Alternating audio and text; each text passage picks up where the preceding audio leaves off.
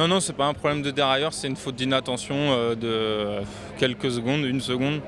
Je passais le grand plateau, j'ai regardé si la chaîne passait bien sur le grand plateau et en baissant la tête devant le coureur, l'allure s'est ralentie et puis je suis passé du mauvais côté de sa roue et puis j'ai dû me rattraper en tombant, quoi. Jusqu'à présent, la montée s'était plutôt bien passée. On vous avez vu à l'attaque, vous aviez l'air facile, hein.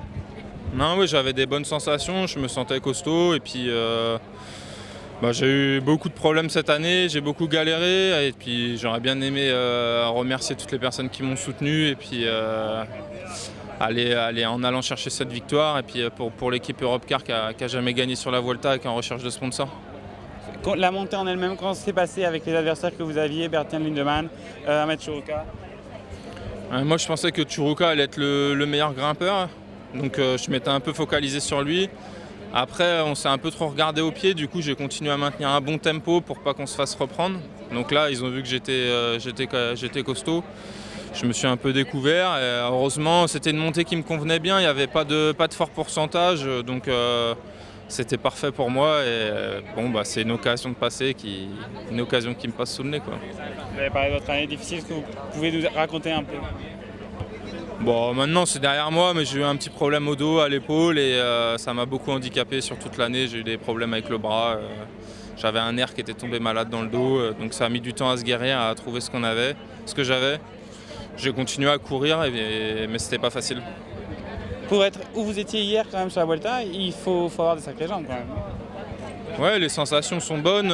Dès la Poly-Normande ou autour de Wallonie, j'ai montré que je revenais bien. Enfin, à partir de la route du Sud, ma saison elle s'est vraiment lancée. La Poly-Normande, j'avais les jambes pour gagner. Autour de l'Ain, je me suis fait reprendre à 200 mètres de la ligne. J'ai été échappé tous les jours. Donc les jambes elles sont bonnes, mais bon après avoir des bonnes jambes et puis entendre les gens qui te le disent ça sert à rien. Ce qu'il faut c'est passer la ligne en premier, hein, c'est le vélo. Et justement avec ces bonnes jambes il reste quand même plus de 2 semaines, il y a encore des opportunités. Oui voilà, je suis réaliste, mais il reste 2 semaines, on n'a fait qu'une semaine de course, mais des occasions comme ça se présente pas tous les 4 matins.